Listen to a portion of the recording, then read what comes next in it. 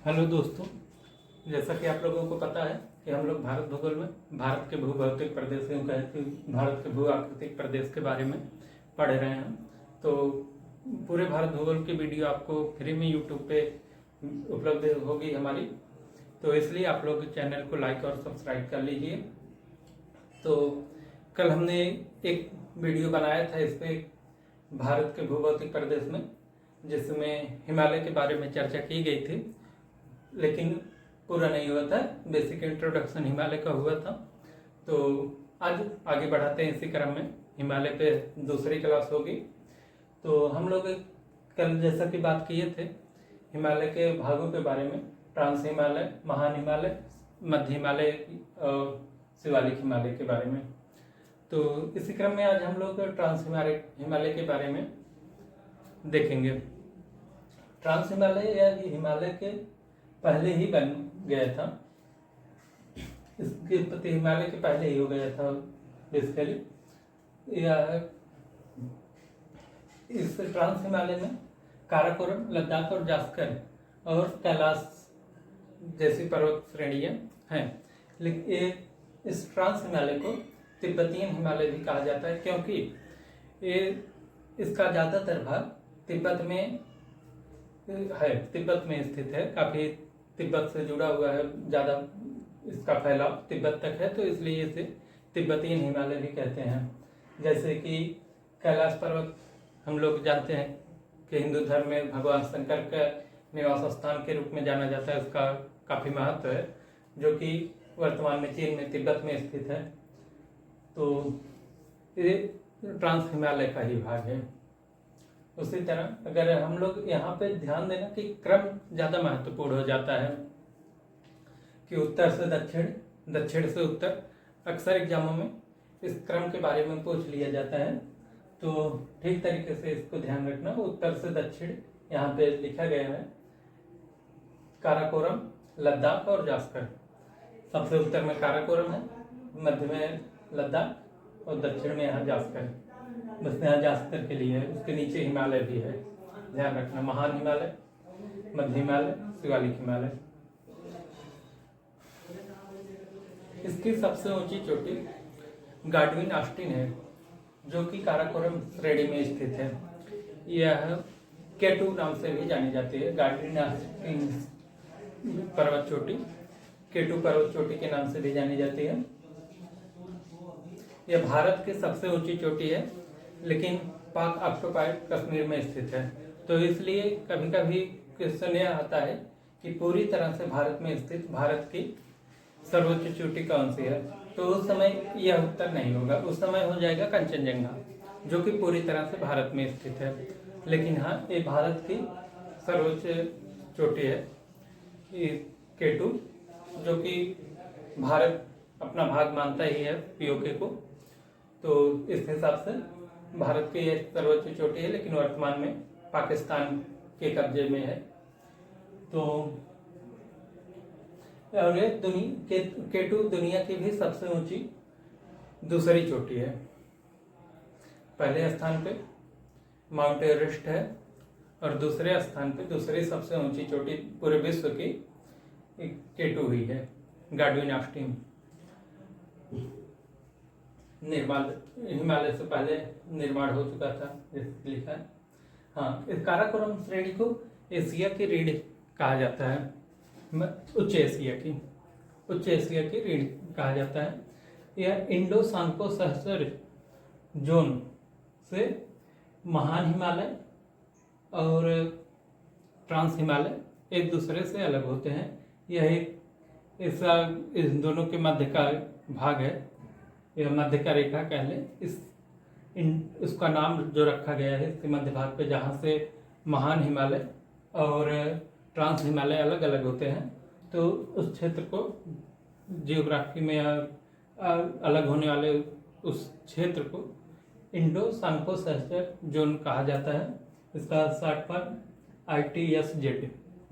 इसको देख लेना, कई बार एग्जाम में बस इतना ही देता है, इन सबको इसका फुल फॉर्म भी नहीं देता है, तो इसको भी देखना जरूरी है, याद रखना।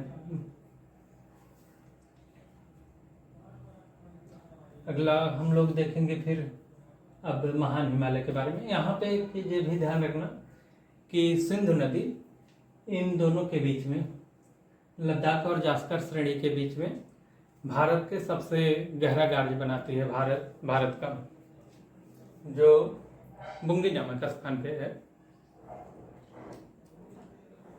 ये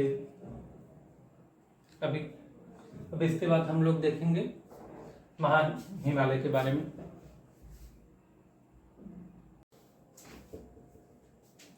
अब हम लोग महान हिमालय के बारे में पढ़ते हैं।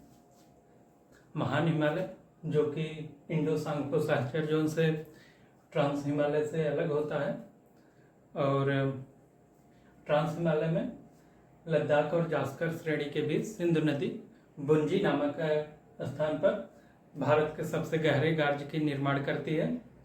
तो आगे यही हम लोग पढ़ते हैं कि महान हिमालय के बारे में। महान हिमालय की रचना समानांतर वलय श्रेणियों से हुआ है। इसे इस प्रकार समझा जा सकता है कि जब किसी चीज़ पे दबाव पड़ता है तो थोड़ा मुड़ता है। तो जैसे किसी कागज पे हम लोग दबाव डालें इससे, तो थोड़ा इस तरीके से मुड़ता है, इस तरीके से मुड़ता है। तो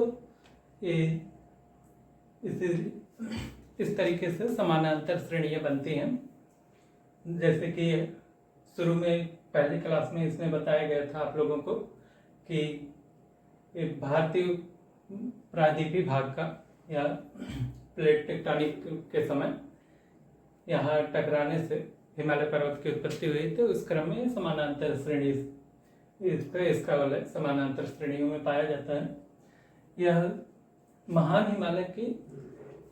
हिमालय जो है यह हिमालय की सर्वाधिक सतत श्रेणियां हैं। मतलब कि इसमें नदियों द्वारा ज़्यादा काटपीट नहीं हुई है। अभी हम लोग जब मध्य हिमालय यानी लघु हिमालय और शिवालिक हिमालय को पढ़ेंगे तो उसमें देखेंगे कि ये नदियों द्वारा अत्यधिक काटी गई हैं। इसके बीच बीच में पूर्ववर्ती नदियाँ जिसको कहा जा सकता है, उससे मध्य हिमालय और शिवालिक हिमालय के बीच काटी हैं। मध्य हिमालय और शिवालिक हिमालय के परिप्रेक्ष्य से उन नदियों को पूर्ववर्ती नदियाँ कहा जाता है, जो कि मध्य और शिवालिक के पहले से आती हैं। तो पूर्ववर्ती नदियाँ होंगी मध्य और शिवालिक हिमालय के लिए, जिसके पहले से आएंगी। जिसके पीछे से नदियाँ क्रॉस करेंगी उस पर्वत के लिए, जिस पर्वत से पीछे नदियाँ क्रॉस करेंगी जिस श्रेणी से, उसके लिए वो पूर्ववर्ती नदियाँ हो जाएंगी। तो इसी तरह महान हिमालय के लिए पूर्ववर्ती नदियाँ वो नदियाँ हैं जैसे सिंधु, सतलज और ब्रह्मपुत्र नदियाँ। ये महान हिमालय के लिए पूर्ववर्ती नदियाँ हैं, जिसकी उत्पत्ति इधर तिब्बत में होती है राक्षस काल से। उन हिमालय को काटते हुए आगे की तरफ आ जाती हैं। इसे यह कहा जा सकता है कि जब हिमालय की उत्पत्ति हो रही थी उससे पहले से ये नदियाँ मौजूद थीं। इसके जल का दबाव, धारा का दबाव इतना ज़्यादा था कि जब हिमालय की उत्पत्ति हो रही थी तो उस हिमालय को काट के ये नदियाँ अपने ही रूप में अपने ही मार्ग पे चलती रही। पर्वत इन नदियों का मार्ग नहीं परिवर्तित कर पाया, नदियाँ बल्कि पर्वत को काट दी हैं। तो इसमें वही सिंधु, सतलज और ब्रह्मपुत्र नदियाँ प्रमुख पूर्ववर्ती नदियों में आती हैं। यहाँ पे दिया गया होगा, यहाँ पे दिया है पूर्ववर्ती नदियाँ जो हिमालय के पार, हिमालय को काट के बहने वाली नदियाँ। इस महान हिमालय के मध्यवर्ती भाग से गंगा और यमुना और इनकी सहायक नदियों का उद्गम होता है। तो जब ये नदियाँ महान हिमालय से निकलती हैं तो इसके बाद इसके दक्षिण में है ये नदियाँ हिमालय से जब निकलती हैं तो महान हिमालय के परिप्रेक्ष्य में कहा जाएगा कि इसके दक्षिण तरफ ये नदियाँ का बहाव है जब निकलती हैं। आगे चलकर तो ये पश्चिम से पूर्व की तरफ बहती हैं, गंगा नदी पश्चिम से पूर्व। लेकिन यहाँ से अगर नदी की उत्पत्ति हो रही है महान हिमालय से तो अपने इधर दक्षिण तरफ ही निकलेगी। तो उसके दक्षिण में मध्य हिमालय है, तो उस मध्य हिमालय को काट कर ये नदियाँ आगे आती हैं। तो इसलिए मध्य हिमालय के परिप्रेक्ष्य में नदियाँ पूर्ववर्ती नदियाँ हो जाती हैं।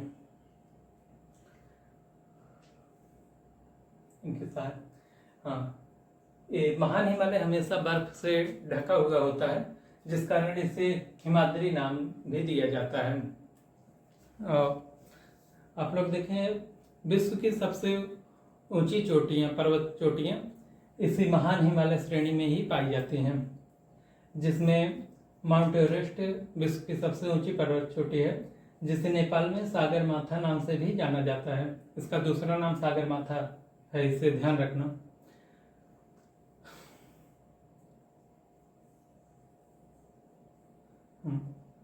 पूर्वी भाग में पश्चिमी भाग की अपेक्षा बर्फ अधिक ऊंचाई पे पाया जाता है। इसमें क्या बताया गया कि पश्चिमी भाग में बर्फ हिमरेखा, हिमरेखा जिसे कहते हैं, ये पश्चिमी भाग की अपेक्षा पूर्वी भाग में अधिक ऊंचाई पे पाया जाता है। पश्चिमी भाग में थोड़ा नीचे ही हिमरेखा मिलती है।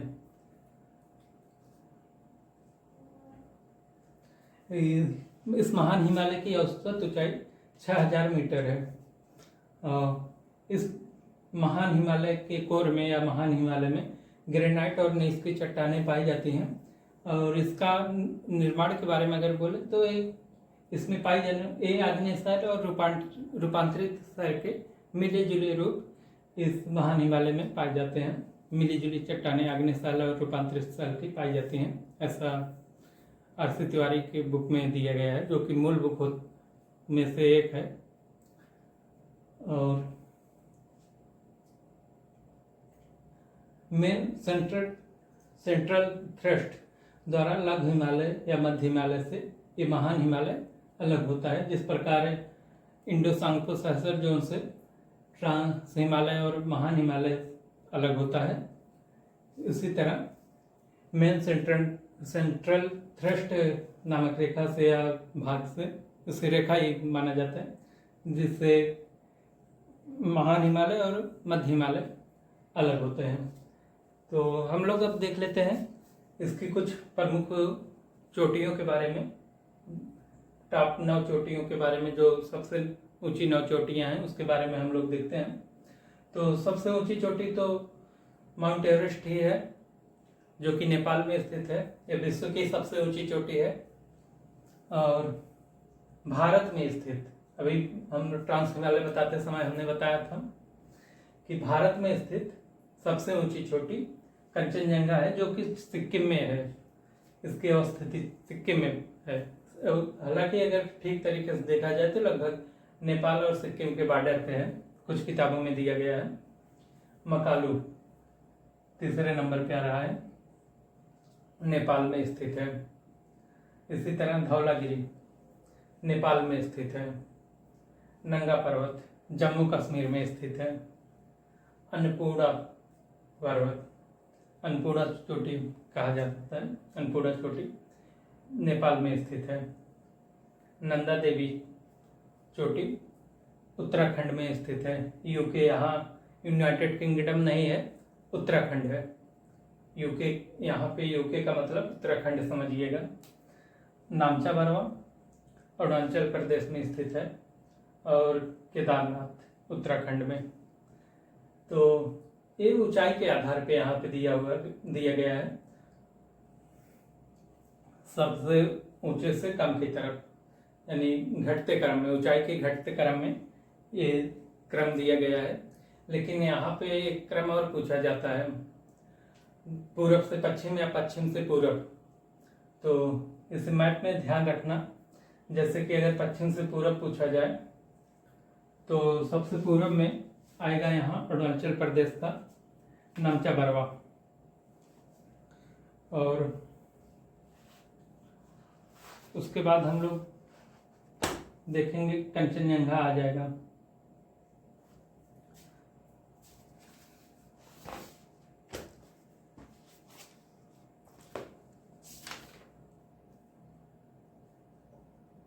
कंचनजंगा के बाद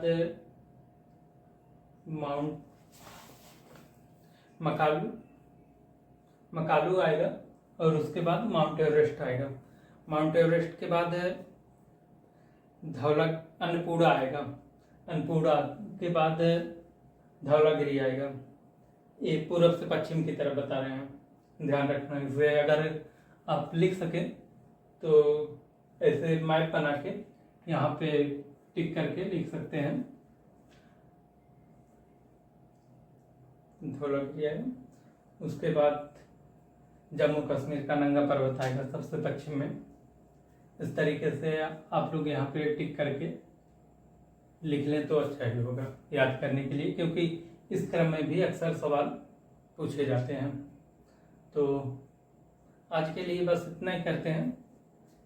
आगे कल हम लोग मध्य हिमालय और शिवालिक हिमालय के बारे में देखेंगे।